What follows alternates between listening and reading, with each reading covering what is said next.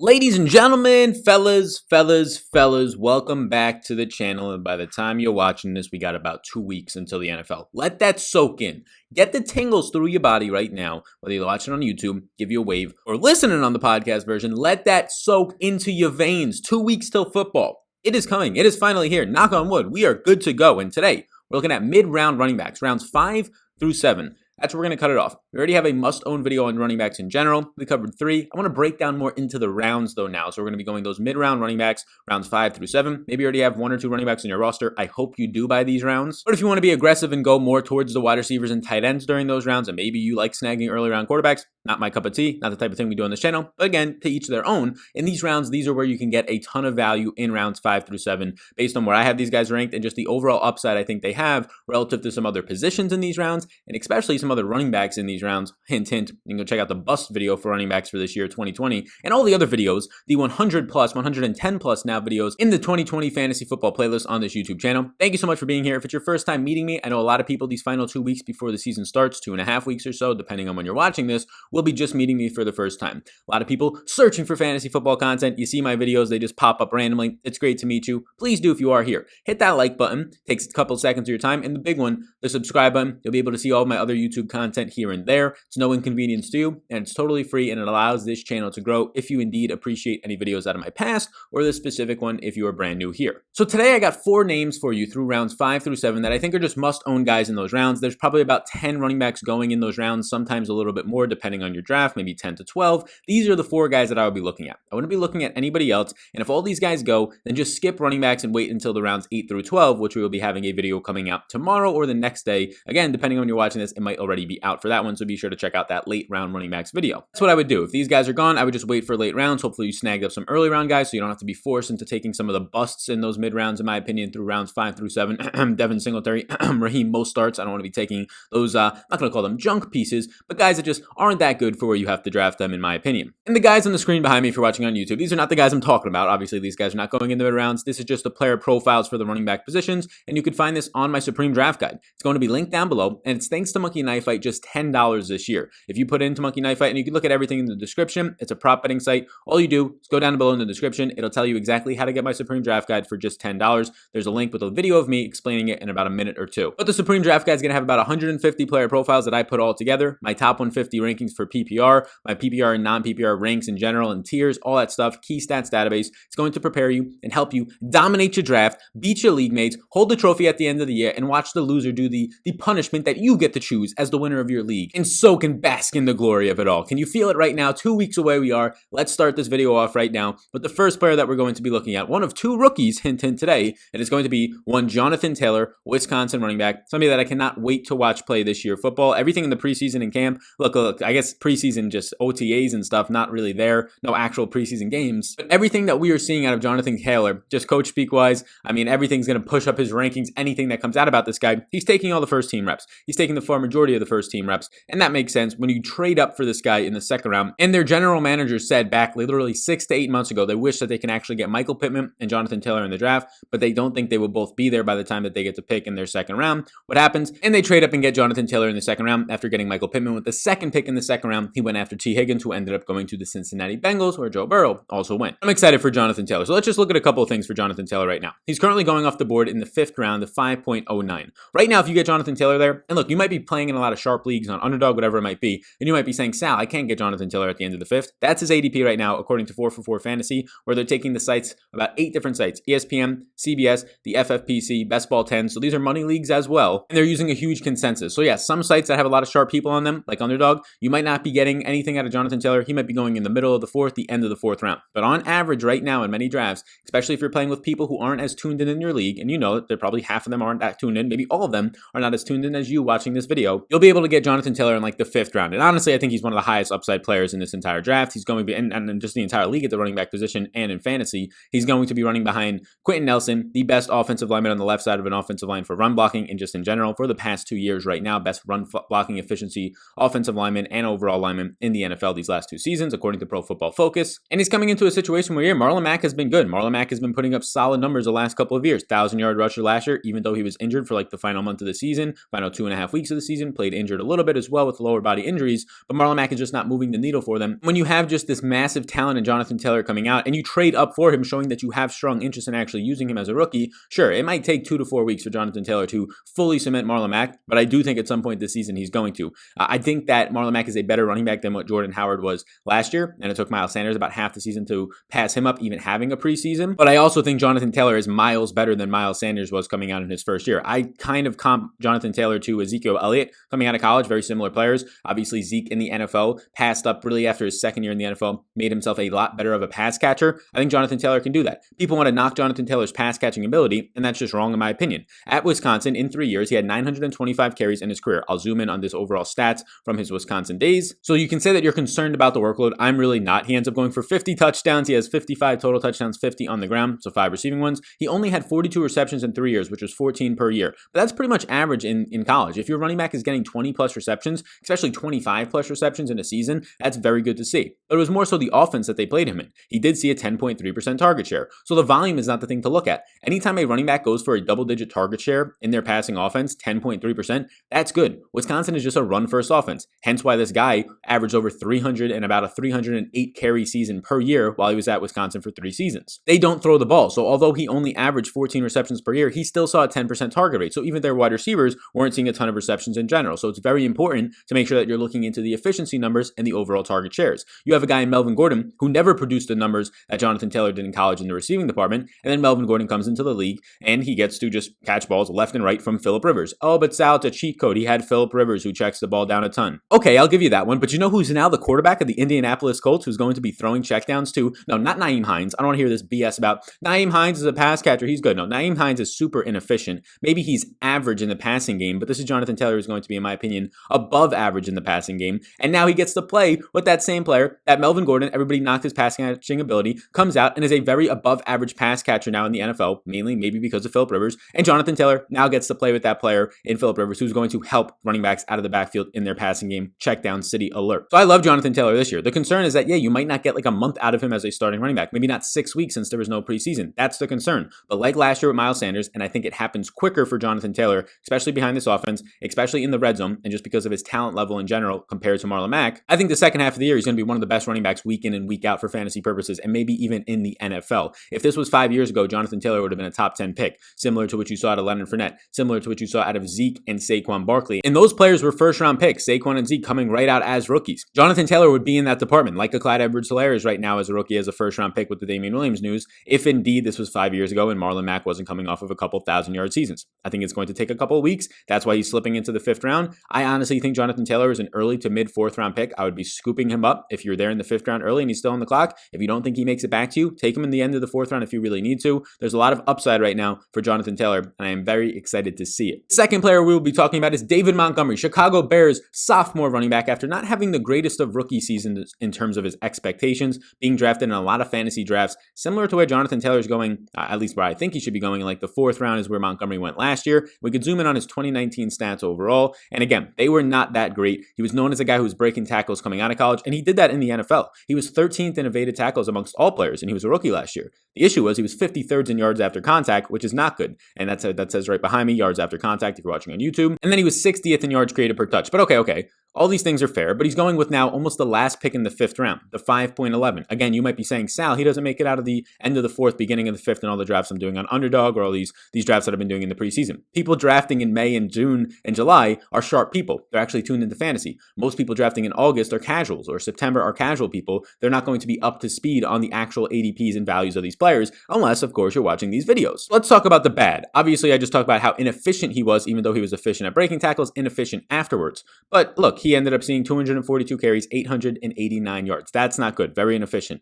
Bad was the fact that he ran behind just a very so-so offensive line that really didn't change over the offseason. And another bad was just that his quarterback was Mitch Trubisky. The defense got a little bit worse, so they were in negative game scripts for running the ball, meaning that they were trailing and rarely ever taking the lead early on in games, or at least for the majority of the game, time of possession-wise. And Mitch Trubisky became an absolute toaster out there, throwing hospital balls and just playing absolutely inefficient, overthrowing receivers left and right. There's whole tapes out of it and memes on Twitter. You can find them, I'm sure. sure. But okay, even in that bad, the volume for him last year, including the 25 receptions, which go very sneaky on 35 targets, even with Tarik Cohen in his backfield, you end up seeing last year as a rookie 267 total touches. In the worst case scenario, you ended up seeing the Chicago Bears run about 75 less rushing plays from 2 years ago to last year. I think that regresses a little bit. Even if the defense doesn't improve in a major way, the offense just naturally has to improve from being one of the worst offenses, bottom 3 in the league last year, and maybe that happens from just a switch from Mitch Trubisky to the quarterback they got in the offseason in Nick Foles. It was a brutal 3.5 yards per carry, as you can see on the screen right here, but what happens if now they're just a little bit better? They run, instead of losing 70 rushes from 2 years ago in 2018 to 2019 losing 70 rushes, what if they get 35 of those back? And the majority of them, since Tarik Cohen didn't see much work on the ground last year, and we can scroll to the backfield competition now talking about Tarik Cohen, Tarik Cohen only saw 64 carries last game, was averaging about 4 to 5 touches per game on the ground. He got all of his work in the receiving game, over 100 targets,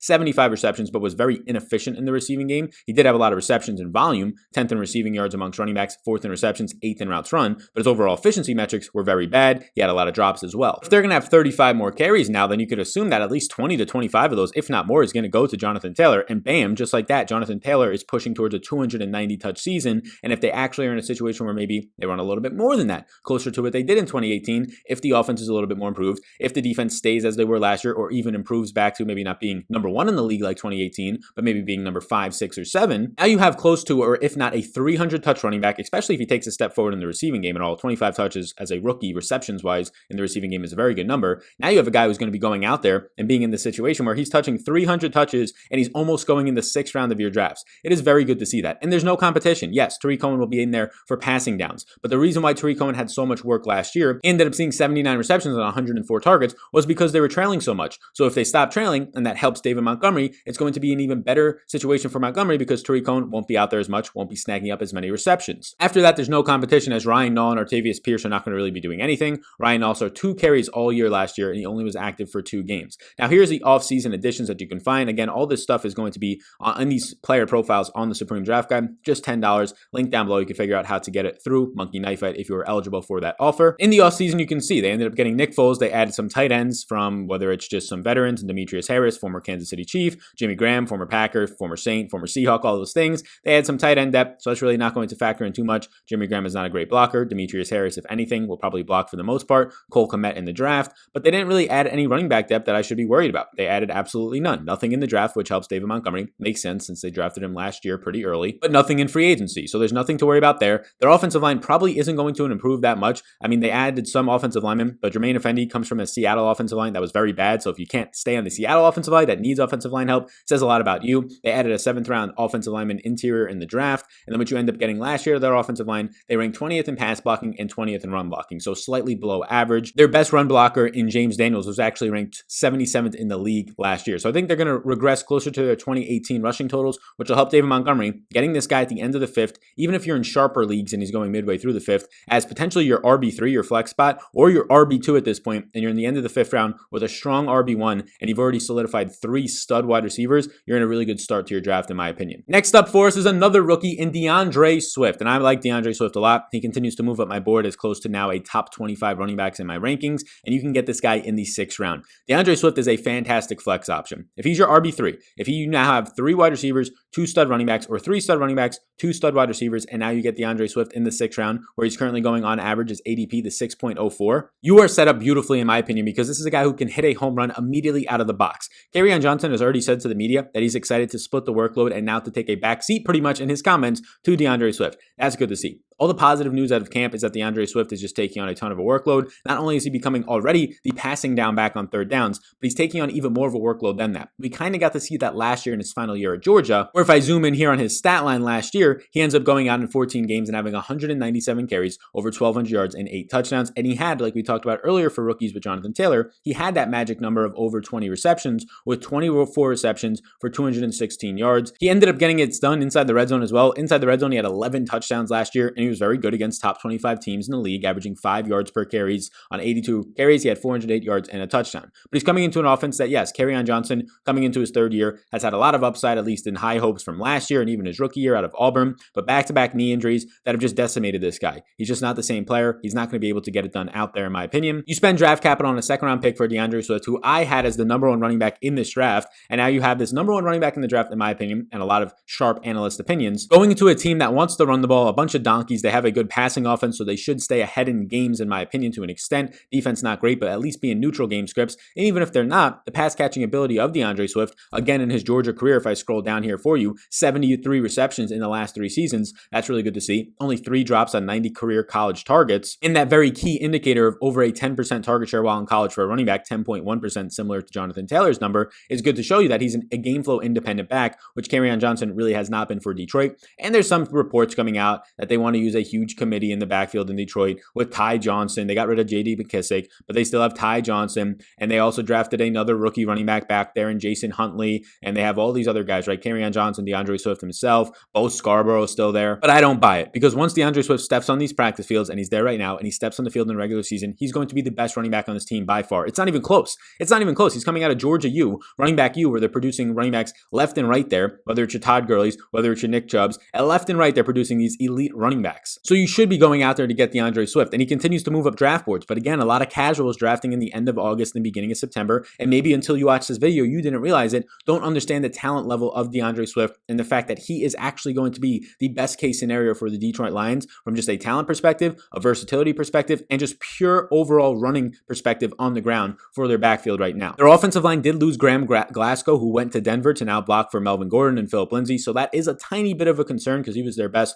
offensive lineman. They ranked top 12 last year, so I expect their offensive line to be around average this year. I expect if Matthew Stafford is indeed healthy for now the full season and not just half, that the passing game will open up the running lanes very well for them, that they'll actually get out to leads earlier in games, and that just helps the running backs even more. They'll be in the red zone even more with an efficient offense, going through TJ Hawkinson in the middle of the field and Kenny Golladay and Marvin Jones on the outside for Matthew Stafford. So I do indeed like to see this. So for me, DAndre Swift is somebody that is a must-own pick, especially since you got guys like Devin Singletary and Raheem Mostert being drafted around him. J.K. Dobbins, who, yes, he's on a run-first offense, but there's 2 other running backs that I expect to see more carries than him this specific year. Whereas DAndre Swift, I don't think there's going to be any running back in that backfield, barring any type of injury, to see more carries than DAndre Swift in Detroit. And finally, the 4th and final must-own running backs from rounds 5 through 7. Give me a like button for me real quick. Big old subscribe button if you're watching on YouTube. Is going to be Kareem Hunt, the Cleveland Browns backup / change of pace running back behind Nick Chubb. Now, I'll zoom in on his 2019 stats, but Kareem Hunt is currently going in the 6th round with the 7th pick of 12-team drafts. These are PPR drafts. These are 12-team drafts that we're going off of the ADP for, and it's just too hard not to like what Kareem Hunt has coming out. So last year, you saw Kareem Hunt only played half the games because of a suspension. He saw 80 touches in his final 8 weeks, so 10 touches per week, saw 3 touchdowns, 464 yards, ended up seeing 37 receptions, which ended up edging out by 2 receptions Nick Chubb over the second half of the season in the receiving department, but only saw 43 carries on the ground, playing on 54.1% of the snaps. So he actually played in the slot a decent amount. He ran a couple of routes out of the slot per game,